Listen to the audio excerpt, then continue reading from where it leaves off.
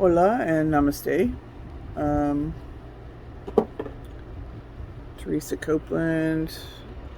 I had been doing on again, off again video journal about myself as a widow.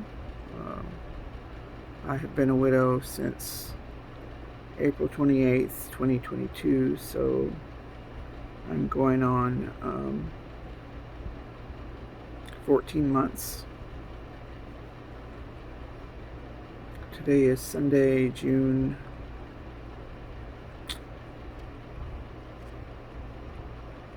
25th.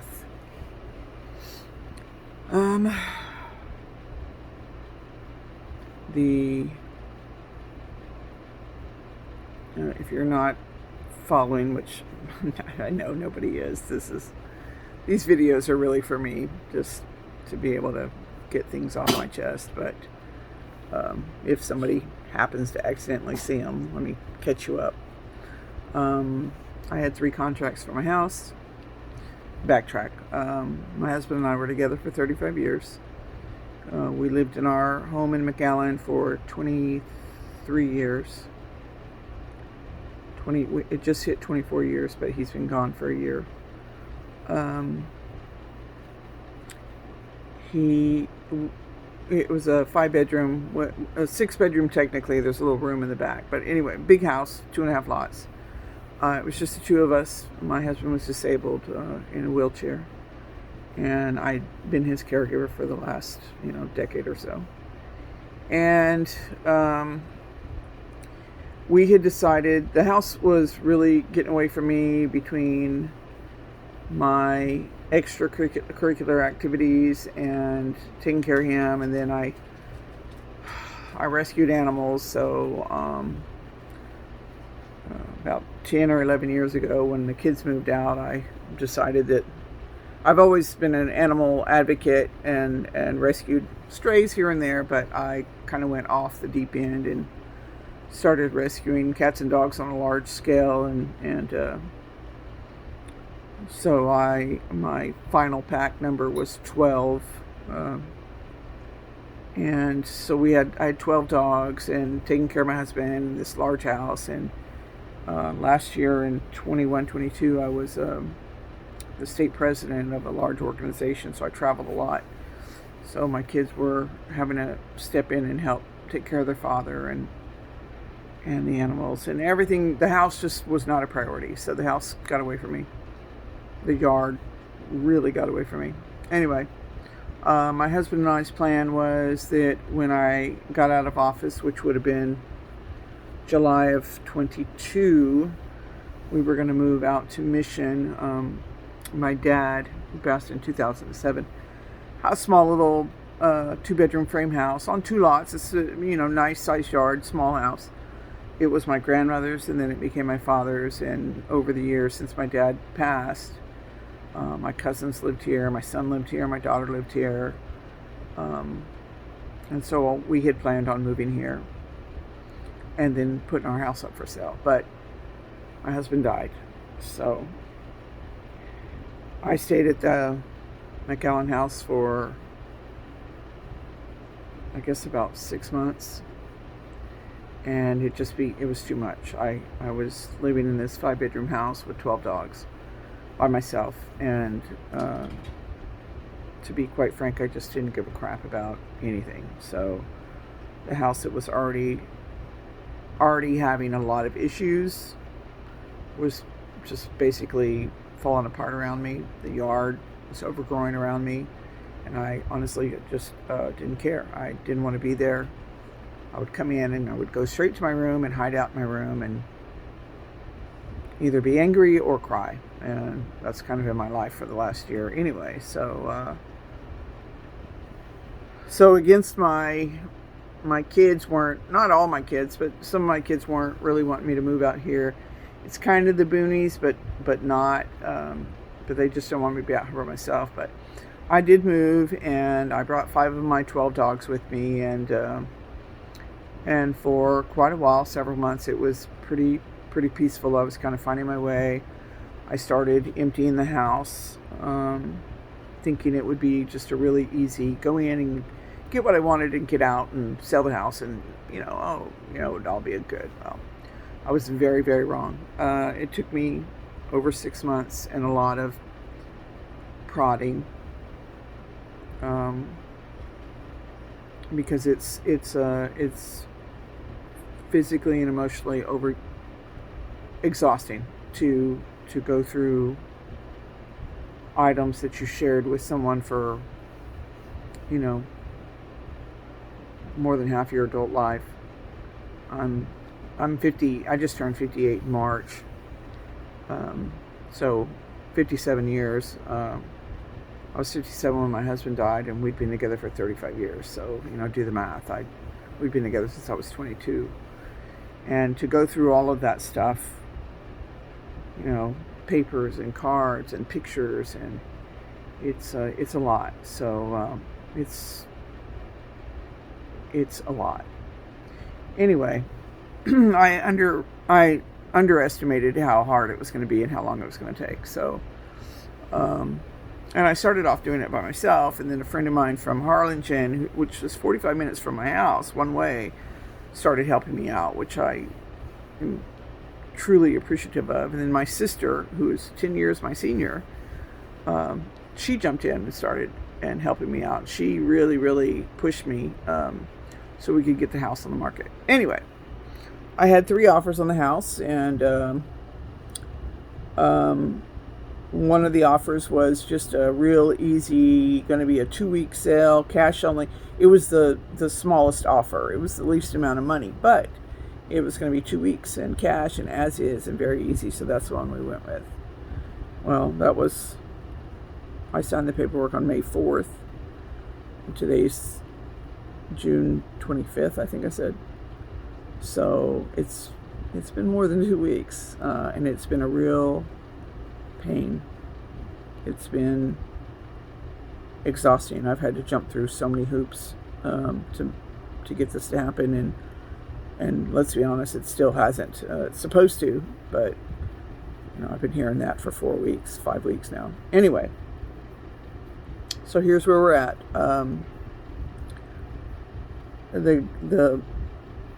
The guy that we originally talked to was the son, and he's in business with his dad. But we weren't dealing with the dad. We were only dealing with the son. The son's the one that said, oh, yeah, 2 weeks, easy peasy. And then the dad got involved, and I was trying to get everything done before my son got married. My youngest son got married. Congratulations, Jimmy. On June the 9th.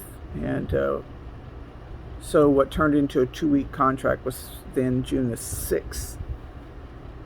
But okay, they assure us, yeah, it's not going to take that long. We'll be done early.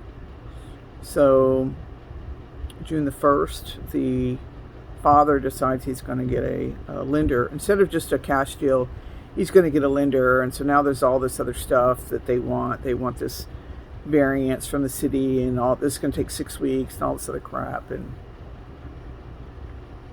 my sister, who is a dynamo, man, she just gets stuff done. She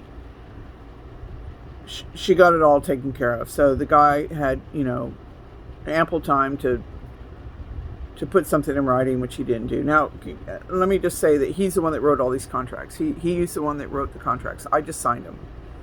So June 6th comes and goes. My contract's over with him. He writes an extension, has no conversation with me.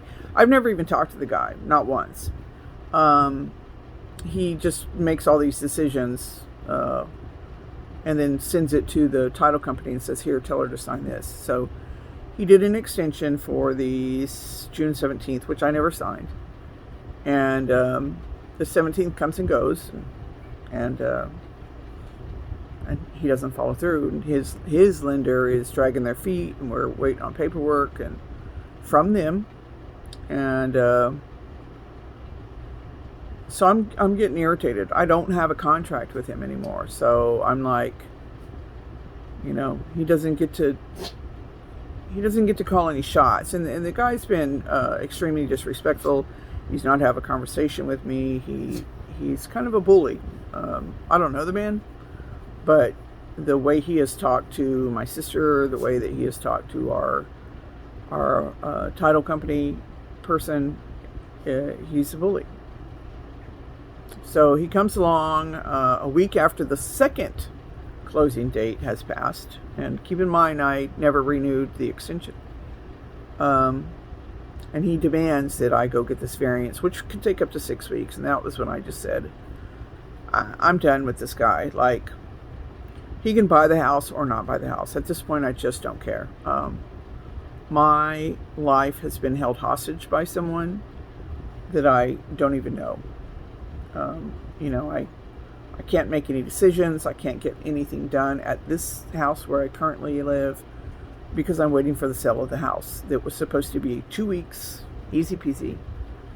And so we're in, I think, 7 weeks. And supposedly we're going to close. Today's Sunday. My son and daughter and I are supposed to go sign the final paperwork on Tuesday. And my new daughter-in-law, who is now Copeland, she's, Mrs. Copeland, which is kind of cool to say. She has to sign the paperwork also now. So she has to sign on Wednesday. So Wednesday should be it. But until that money is in my account, I'm not counting on it, because the guy he's been shady, and he's pulled a lot of stalls, and his son literally stopped taking phone calls from my sister and my brother-in-law, who are the ones that, kind of negotiated all this for me on my behalf, because I'm in way over my head. So let me just say this: if you're a new widow or widower and you need to sell your house, if you don't know what you're doing, get somebody to help you, because these people put stuff in contracts. Weasley stuff. I wouldn't have known. I wouldn't have known what they were doing if I didn't have people that knew how to read this stuff and went, yeah, this is not going to work, and no, this is not going to work, and it's shady. It's shady, especially I'm doing an as is, so it's kind of like a flipper situation. And again, that's my fault. I let the house kind of go to hell in a handbasket, so that's where I'm at. But it's shady, so make sure you have somebody helping you. I would also say, if you don't have friends or family that can help you pack up your stuff, and you are able to hire somebody, and know that going through your stuff from you and your spouse is going to be the hardest thing. Besides losing them, it's like losing them all over again. Every time you look at a picture, you look at a card, an anniversary card, a birthday card, some little something that means something to you and you only, and nobody understands, and they're like, throw it away, just throw everything away. And you can't bring yourself to do it. It's hard. And listen, I'm right there with you. And until you experience what it's like to hold something that means nothing to anyone else, they just look at it and go, why would you hold on to that? Well, because someone that I loved more than anything, that I planned on spending the rest of my life with, gave it to me because he loved me and I loved him, and it means something to me. And unless somebody's experienced that, they just may not understand. They just don't understand. So anyway, that's my little PSA. Anyway, so this is where I'm at. I'm sitting at the house in Mission. I'm hoping that the sale goes through. Again, I'm not counting my chickens before they hatch, because I have no reason to trust that this person is going to do what they say they're going to do. They've given me no reason to trust them whatsoever. And if you do happen to come across this video and you're watching it and you're going through this stuff and you just don't know where to begin, I would say surround yourself with people that have some knowledge about these things. Don't try to do it yourself. It's a lot. It's overwhelming. And emotionally, the emotionally it's exhausting. I'm just wiped out. This whole last year has wiped me out. But hopefully it's over soon, and I would say that I can see the light at the end of the tunnel, but I don't want to jinx it, so I'm just gonna be quiet and not say anything. And I hope you have an awesome day, an awesome week, an awesome life. And if you find yourself missing your loved one, I understand. You will be okay. I'm going to be okay, regardless of what happens with this house. I'll be okay. I'm very blessed with family and friends, and I have a place to live. It's not like I'm homeless, so anyway, just wanted to catch everybody up. Everybody, it's me. Just wanted to get all this stuff off my chest, really. So that's it. Adios.